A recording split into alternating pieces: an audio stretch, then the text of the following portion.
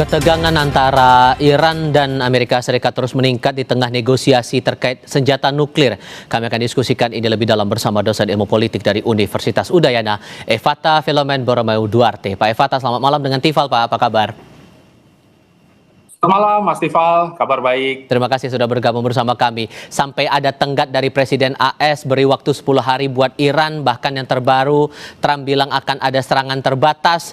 Kemudian ada aksi-aksi lain yang dilakukan atau direspon dari Iran. Menurut Anda, kalau dari cermatan secara sederhananya, ini memang masalahnya soal nuklir atau ada hal lain sebetulnya di antara konflik dua negara ini?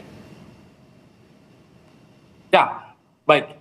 Ini merupakan suatu pertanyaan yang sangat kritis ya. Kita bisa melihat bahwa sebenarnya Amerika Serikat mencoba semaksimal mungkin untuk mengatur jalur negosiasi kali ini. Tetapi semuanya terjebak dalam security dilemma. Ini kalau boleh saya memberikan analogi seperti jebakan Tudides ya, saat dimana waktu itu terjadi perang yang dilakukan oleh pasukan Sparta dengan Athena. Nah, yang menghasilkan kedua belah pihak kalah total dalam perang 27 tahun. Nah, kita bisa melihat bahwa hari ini masalah perdamaian dan juga eskalasi militer itu 50-50. Nah, maka dari itu harapan besarnya dalam perundingan kedua yang katanya jauh lebih konstruktif ini sudah ada deal-deal transaksional yang diharapkan itu bisa memperbaiki keadaan hari ini. Tapi kalau melihat di diskusi atau perundingan kedua ini ternyata tidak semulus perundingan yang pertama, menurut Anda nih eskalasinya bakal makin meningkat lagi nggak nih kalau dari AS dan Iran sama-sama melancarkan aksi-aksinya masing-masing? Ya, kita bisa melihat bahwa opsi serangan terbatas kali ini sudah meningkat sampai 60%. Dan harapan agar negosiasi ini tetap transaksional, ya sambil jalan. Dan opsi perang secara total itu mungkin hanya 10%.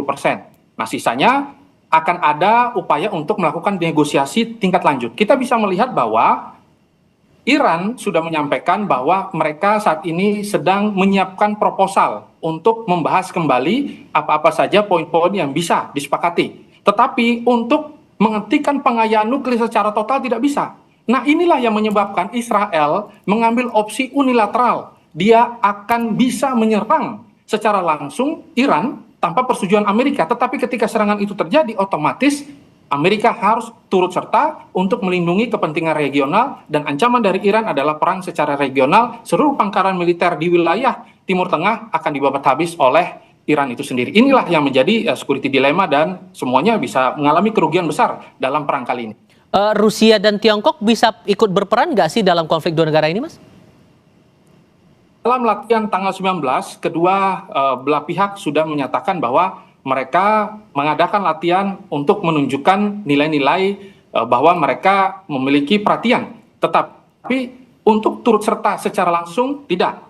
Akan tetapi kalau dari sisi intelijen, kedua belah negara ya sama-sama sudah mengirimkan peralatan-peralatan perang, operasi-operasi yang terus berlanjut ya secara bawah meja. Dan ini menjadi tanda bahwa sebenarnya apa yang dilakukan oleh Amerika di Timur Tengah ini adalah upaya untuk mendeeskalasi kepentingan dari Rusia dan juga kepentingan dari Cina itu sendiri. Tetapi faktanya ternyata ketika Amerika mencekik Iran, ternyata ada fakta yang cukup menarik, yaitu pembelian harga minyak yang sama ini dilakukan sekitar 80% terhadap Iran, itu sudah diversifikasi dan hari ini mereka banyak membeli minyak dari Rusia. Ini justru menguntungkan posisi Rusia. Ini cukup menarik ternyata. Oke. Sehingga kalau Anda melihat eskalasinya sekarang, adakah hal yang memungkinkan kondisinya jadi berbalik begitu? Ada game changer yang bisa memastikan serangan itu batal terjadi selain masalah Iran setuju penghentian program nuklir itu? Ya. Satu-satunya yang dapat menghentikan Donald Trump adalah situasi politik dalam negerinya Amerika Serikat.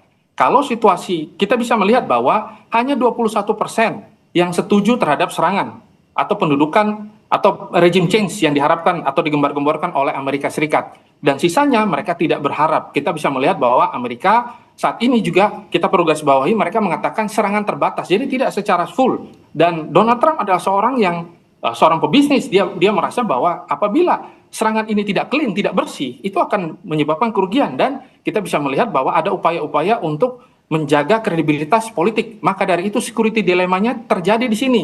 Ketika Amerika pulang tanpa serangan, akan membuat wajah Amerika Serikat malu. ketika mereka melakukan serangan, terjadilah perang yang begitu merciki dan akhirnya menghancurkan seluruh pihak yang ada. Nah, inilah yang terjadi kalau saya lihat.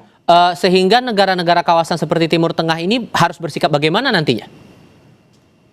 Ya, diplomasi yang dilakukan Timur Tengah, mereka ingin mencoba semaksimal mungkin agar kedua belah pihak sama-sama berada pada kondisi kesepakatan tanpa tekanan.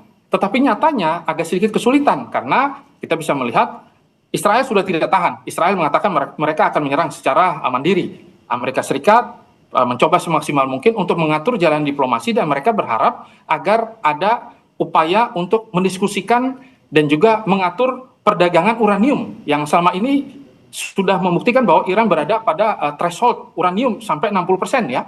Dan mereka berharap bahwa ini dikurangi. Nah, Iran mengatakan bahwa kalau ini dikurangi, ini akan mengancam eksistensial mereka. Tetapi tentu mereka juga mempersiapkan opsi-opsi tambahan yang mungkin nanti bisa mereka sepakati dan sesuai dengan peluang-peluang bisnis yang ditawarkan oleh Amerika Serikat kepada Iran itu sendiri. Saya melihat nanti akan ada upaya demikian.